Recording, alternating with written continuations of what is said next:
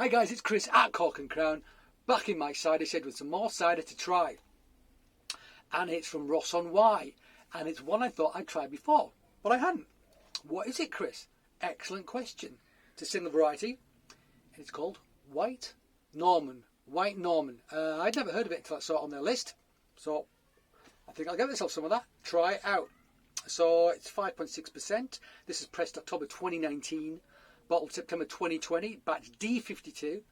So yep, it's about 18 months old, plus more than 18 months since it was pressed. White Norman dry bottled conditioned cider, one of the early varieties that Bulmers imported around 1900, never widely grown, with only a few trees of this underrated apple, a soft bittersweet that has a mellow texture with fruity characteristics. So there you go. So you know, you can tell it's been imported from France because it's called Norman. If it's got Norman on, then it's Normandy. That's basically where it's from. There's a few different Normans. That's one, Bulmer's Norman. In fact, it's one named after Bulmer's. Bulmer's Norman, in fact. So let's crack this mother open. It's quite warm today. There you go. A little bit of a hiss, not much. This is steamed up, which makes it look cloudier than it is. Let's pour it into the big glass. I'm going to try something else as well after this. Actually, I'm not going to talk about that until I open it. So let's have a look at this. Where's my thingamajig? There it is. Nice colour actually. It's got a nice gold amber, that. Hazy obviously, unfiltered. Very gentle sparkle. Yeah, looks pretty good. Looks pretty good. Let's give it a swirl. And a sniff.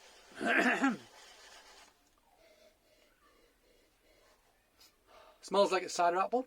It's got some kind of a skin element, sweated apple element, sort of like some sort of earthy element to it. Slight leatheriness to it as well, I want to say. Might be getting a hint of kind of sweet pastry as well. Smells good though, smells like a proper cider apple. It's not in your face, but it has all the characteristics of a true cider apple basically. Smelling this blind, if you knew what a cider apple smelled like a cider made from a proper bittersweet or whatever, you'd know what you were getting.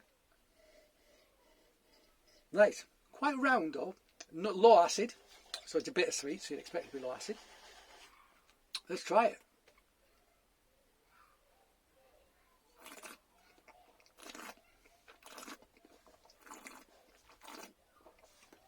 Really gentle bubbles, a little bit of astringency on the teeth, minerality, kind of almost like a fresh apple character but with zero sugar, skin element, hint of leatheriness on the back. There is tannin, I think, hard and soft, but it's quite gentle. It's not super astringent by any stretch of the imagination. Nice apple character, bone dry, little, myristic acidity just to balance things out. Doesn't need a lot though because there's no sugar. So often, I think for me, you need the acidity balances the sugar. That's its primary role. I'm not a big fan of just super acid ciders without any sugar whatsoever. I like a little bit of sweet and sour.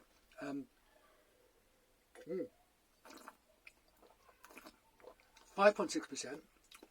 It's a really good introduction to a dry, bittersweet, this, in my opinion.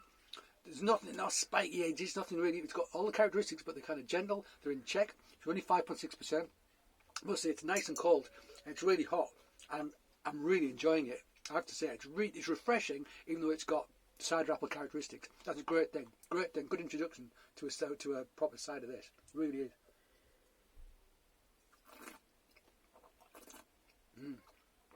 Yeah, I like it. Really quaffable. Really, really quaffable.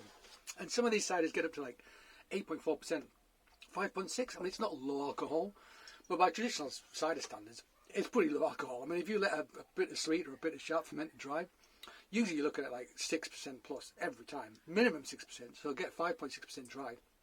Not loads of sugar in this.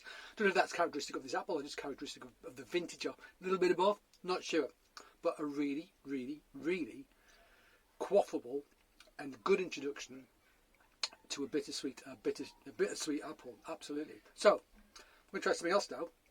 Poured out quite a lot of that, so now I'm going to have to neck this. Okay.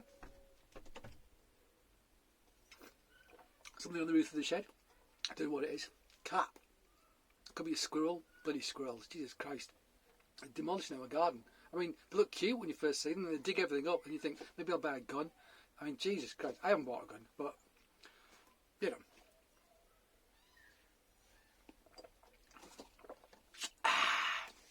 Right, so what am I going to open up next?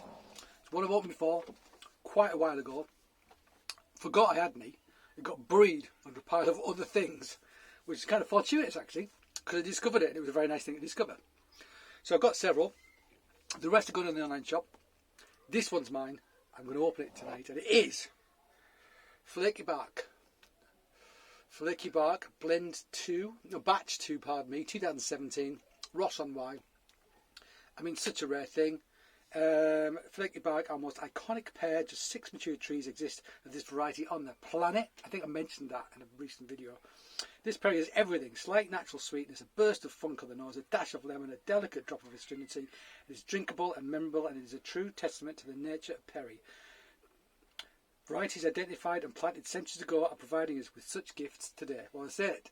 Plant pears for your heirs, because it takes a long time for them to mature and start giving decent fruit. Yeah. So 6.7%, 750ml. Let's open this mother up just to remind ourselves of what it's like, because it's so long since I had it, I can't remember. So I thought, why not? Pop. Smoking gun. Nice smoking gun. Ooh, nice bubbles. Look at that. Really fizzing up. Excellent. Gorgeous colour. I mean, Jesus Christ. Unfortunately, my glass is steaming up, so you won't be able to see it well, but the colour of that is absolutely fabulous. It's fabulous. It's sort of, it's kind of coppery, brassy sort of colour. It's not gold or amber. It's almost like copper brass. That's kind of the thing I want to say. It's, yeah, it's a really unusual colour, and it's not a colour you'd ever see in cider. It's absolutely, some of the colours you get in cider and perries are amazing. This one is probably one of my favourite ones ever. It's just got a great colour. Absolutely beautiful. See if I can clean the glass up a bit, just get the steam off it, the condensation rather. And you get a little, look at that. Yeah, you're not seeing it quite as well as I am, but pretty gorgeous looking thing. And it's almost like a brassy colour. It's not really gold, it's not really copper, it's kind of somewhere in between all of those. It's very, very pleasing on the eye. So what does it smell like, Chris? Hang on, I'll tell you. Smells great. Delicate but rich, ripe, sweet, aged pear. Really nice. It's delicate, but by God, that's enticing. Yeah, it's like sautéed pear. There's some sort of demerara character to it as well. Oh man,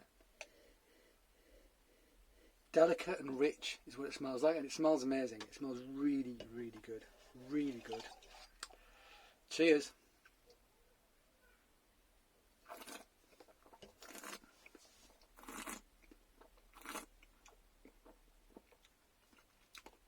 So this has some astringency, a bit, not too much, a bit. Lovely residual sweetness, so sorbitol, one assumes.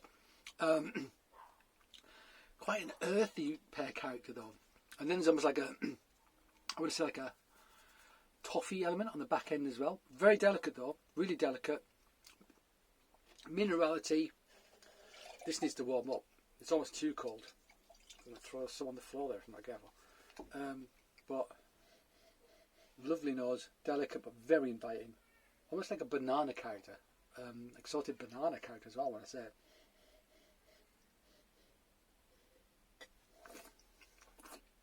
Have you hint of smoke as well? Yeah. Minerality, bit of sweetness, rich perry, rich nose, very drinkable, very delicious. Tannins as well give it structure. Nice stuff, and I'll be glad. Oh no, I won't be glad. I'll be the opposite of glad. I'll be unhappy to see the last of it. But you know, that's the cool thing about vintages. Another one comes around. That's the beauty of proper cider and perry. You know, once one vintage is gone, the next one is always, you know, you've always got the excitement and the potential of the next one. It's brilliant. So there you go, guys. That was a Flaky Bark. But what we came for was the White Norman and me like great quaffable bittersweet, the single variety bittersweet. That really good. So thank you for joining me back in my shed. I hope you join me again. But until then, cheers.